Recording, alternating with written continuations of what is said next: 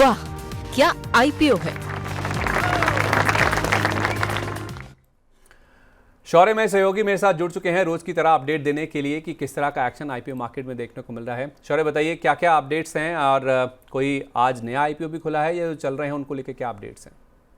जी, जो आईपीओ खुला हुआ है सबसे पहले उस पर नजर डाल लेते हैं।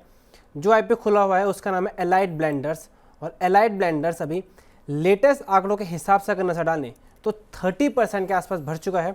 इसमें अगर हम कंपनी के फंडामेंटल्स को नजर डालें तो लिकर बनाने वाली मेजर कंपनी में से एक है जिसका इंडिया में 11.8% का मार्केट शेयर है और इनकी पैन इंडिया प्रेजेंस है।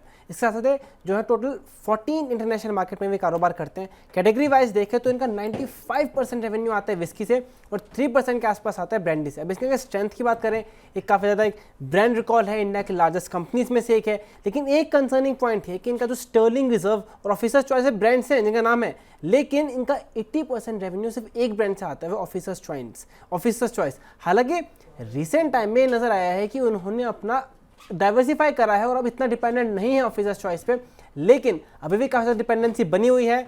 तो ये कंसर्न है। दूसरा कंसर्न ये वैल्यूएशंस बहुत ज़्यादा है। आनंद राठी के हिसाब से इसका FY24 की अगर एनुअलाइज अर्निंग्स करें तो 1405 टाइम्स का प्राइस टू अर्निंग्स मल्टीपल बन रहा है, 1405 गुना का। जी अच्छा, चलिए, तो वैल्यूएशन को लेकर थोड़े से कंसर्न है अलाइड ब्लेंडर्स की। जहाँ तक बात है, शरद सर आपने इस आईपीओ को रीड किया है, आपकी क्या राय है इस आईपीओ को लेकर? क्या पैसा लगाना चाहिए इसमें? आनंद राठी तो कह रहे हैं वैल्यूएशन बहुत महंगे हैं। सही बात है साहब। अगर आप देखें तो कहीं ना कहीं देखिए, अगर आप इंडस्ट्री को देखें एलाइड ब्रांड्स एंड डिस्टिलरीज के लिए, तो अगर आप देखें तो फास्टेस्ट ग्रोइंग मार्केट है अल्कोहलिक बेवरेजेस में इंडिया। जो 1.3 लीटर का बेस था करीब 2005 में, वो अब 2023 में 3.2 लीटर्स पर कैपिटा बेसिस पर हो गया है। तो कहीं ना कहीं ये जरूर इंपॉर्टेंट देखने वाली बात है कि फास्टेस्ट ग्रोइंग है। हैविंग सेड दैट, अगर आप देखें तो कहीं ना कहीं जो फाइनेंशियल्स है वो थोड़े से चॉपी हैं। अगर आप देखें तो पैट के मार्जिन्स देखें, प्रॉफिट आफ्टर टैक्स देखें तो हिस्टोरिकली कहीं ना कहीं फ्लक्चुएट करते रहे हैं। तो ये गारंटी नहीं है, depending about the market intensity. ये जरूरी नहीं है कि ये इस तरह के मार्जिन्स और इस तरह के फाइनेंशियल्स आने वाले समय में भी सस्टेन हो। दूसरी चीज अगर आप देखें, ये जरूर है कि कहीं ना कहीं कंपनी ने बहुत अच्छे कैश फ्लोज, अगर ऑपरेशनल कैश फ्लोज देखें तो थ्रू आउट द ईयर अच्छे क्लॉक किए हैं।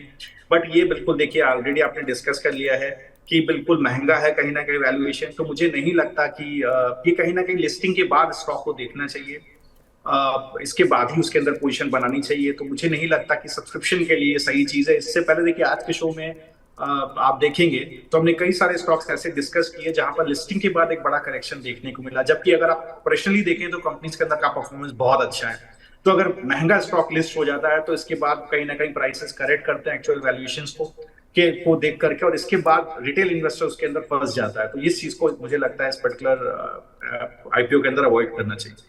तो नो डाउट ये आईपीओ पूरा भर चुका है। 11:15 बजे तक ही आईपीओ 1 गुना से ज़्यादा हो चुका था, लेकिन वैल्यूएशन एक्सपेंसिव हैं और कभी ऐसी सिचुएशन ना बन जाए कि लिस्टिंग पर आप दोबारा एंटर कर लें या लिस्टिंग पर आप ले लें इस एंटीसिपेशन में कि आपको अलॉटमेंट नहीं हुआ और बाद में आप फंस जाएं और बाद में शेयर में करेक्शन आ जाए, जैसा हमने शो के दौरान डिस्कस किया भी है। तो इस लिहाज से इस स्टॉक से आप दूर रहें, इस आईपीओ से परहेज़ करें, अवॉइड करें और लिस्टिंग होने के बाद कंसीडर करेंगे। अगर कोई करेक्शन आता है फिर हम दोबारा इस पर रिव्यू ले लेंगे, शरद सर से भी बात कर लेंगे या जो भी हमारे साथ गेस्ट मौजूद होंगे आपको इस पर राय दिलवाएंगे। लेकिन फिलहाल इस आईपीओ से आप दूर रहें, इसमें अप्लाई मत कीजिए। स्टैनले लाइफस्टाइल्स, शरद शौर्य, इसमें क्या राय है? क्या इसमें ज़्यादातर ब्रोकर सब्सक्राइब करने की राय दे रहे हैं? आज आखिरी दिन है जी, आखिरी दिन है, ब्रोकर सब्सक्रिप्शन की राय भी दे रहे हैं। लेटेस्ट सब्सक्रिप्शन पे नजर डालें तो 37.41 टाइम्स सब्सक्राइब ऑलरेडी हो चुका है। कंपनी के फंडामेंटल देखें तो अल्ट्रा लग्जरी प्रीमियम सोफे बनाते हैं, इनके सोफे 15-20 लाख के आते हैं, एक तो मोस्ट हाई एंड सेगमेंट को कैटर करता है। ये एक तरह से पॉजिटिव पॉइंट है, इसलिए कि मैंने देखा जिस तरह से इकोनॉमी में रिकवरी हुई है वहाँ के शेप रिकवरी है, टॉप एंड की सिचुएशन अच्छी है, उन्हें कैटर करते हैं। रियल एस्टेट में भी देखें तो टॉप एंड में ग्रोथ है, वहां पर कंपनी के लिए प्रोस्पेक्ट्स नजर आ रहे हैं। उस तरह का कंपनी की बात करें तो कंपनी का इनोवेशन पे काफी ज्यादा फोकस है। ये कस्टमर सेंट्रिक इनोवेशन करते हैं, कस्टमाइज प्रोडक्ट जिससे कस्टमर्स बने रहते हैं, बाबर रेवेन्यूज आते हैं, दोबारा चर्न में कम होता है। लेकिन एक पॉइंट यहाँ पे है, थोड़े बहुत यहाँ भी वैल्यूएशंस महंगे दार हैं, प्रोडक्ट्स महंगे बनाते हैं और उसी के साथ हम देख रहे हैं वैल्यूएशन थोड़े बहुत कंसर्न्स यहाँ भी नजर आ रहे हैं। उसको लेकर। 167 रुपये का सर ग्रे मार्केट प्रीमियम है और 369 रुपये हायर बैंड पे अगर कोई अप्लाई करता भी है कट ऑफ पे तो कम से कम 50% के आसपास तो उनका पैसा लिस्टिंग पे के बन जाएगा, ऐसा ग्रे मार्केट इंडिकेट कर रहा है। आपने अगर इसके बारे में स्टडी किया हो सर, आपको लगता है कि ये जो ग्रे मार्केट प्रीमियम दिख रहा है इतने गेंस बन जाएंगे लिस्टिंग के समय? देखिए, अगर कंपनी को देखें तो कहीं ना कहीं चौथा सबसे बड़ा रेवेन्यू जनरेटर कंपनी है इंडिया की होम फाइनेंसिंग बिजनेस के अंदर। अगर आप देखें तो ओमान इंडिया जॉइंट इन्वेस्टमेंट का करीब करीब 26% के अंदर कंपनी के अंदर स्टेक है। आप देखें तो कंपनी करना क्या चाहती है, कैपेसिटी एक्सपेंशन कंपनी करना चाह रही है, नए स्टोर्स खोलने की कोशिश कर रही है। स्टैनली लेवल नेक्स्ट के 2 स्टोर्स के बाद boutique and sofa and more by Stanley के करीब 13 स्टोर्स, तो 24 स्टोर्स खोलने का प्रोपोजिशन है। करीब 341 करोड़ रुपए का केपेक्स है यहाँ पर अगर देखा जाए तो जो कंपनी प्लान कर रही है। इसके अलावा अगर आप ओवरऑल इन्वेस्टमेंट देखें तो ये 900 करोड़ रुपए का इन्वेस्टमेंट है, जिसमें अगर आप इन्वेंट्री कॉस्ट वगैरह भी, फिट आउट कॉस्ट वगैरह भी जोड़ लें।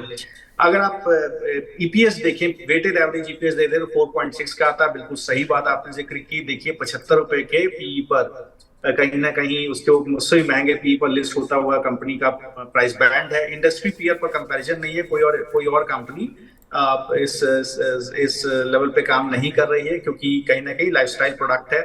रेवेन्यू ऑपरेशनल ग्रोथ देखिए तो अच्छी है, करीब जैसा देख पा रहे हैं, जैसा कंपनी ने जिक्र किया है, करीब 225% का रेवेन्यू फ्रॉम ऑपरेशंस का ग्रोथ है पिछले 4x 2021 के बाद से अभी तक। इसको देखें, एक डिसेंट आपको पैड ग्रोथ भी देखने को मिल रहा है, तो ऑपरेशनली बहुत अच्छा परफॉर्मेंस है। अगर आप इंडियन हाउस होल्ड को देखें जो discretionary spending specially luxury spending में जाता है, तो कहीं ना कहीं आईएमएफ का डेटा कहता है कि 9% का एनुअली उसके अंदर ग्रोथ है। अगर आप एफ्लुएंट हाउस होल्ड को देखें तो कहीं ना कहीं 10% का एनुअल ग्रोथ है, जो मान करके चला जा रहा है कि 13 मिलियन के लगभग 2027 तक एफ्लुएंट हाउस होल्ड इंडिया में होंगे।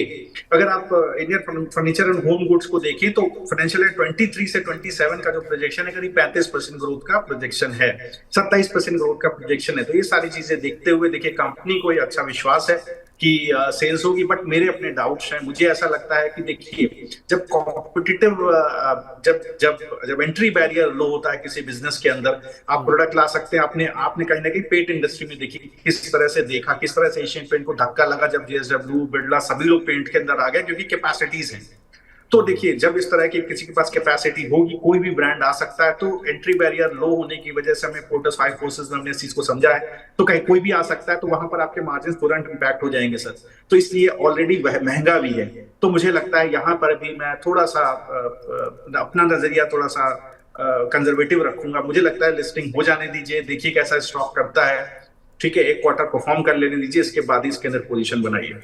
ओके, तो बेहतर होगा कि आप लिस्टिंग होने का वेट कर लीजिए, क्योंकि जिस तरह की इंडस्ट्री में ऑपरेट करते हैं काफ़ी कंपटिटेंट ये इंडस्ट्री है, वैल्यूएशन वैसे ही हाई है। नो डाउट इनके जो रेवेन्यू ग्रोथ के नंबर्स हैं वो बहुत ही प्रॉमिसिंग है, बहुत ही अच्छे नज़र आ रहे हैं, लेकिन फिर भी लिस्टिंग होने दीजिए, एक क्वार्टर के नंबर्स आने दीजिए, वेट कर लें, उसके बाद ही इसमें अप्लाई करें तो शायद बेहतर होगा।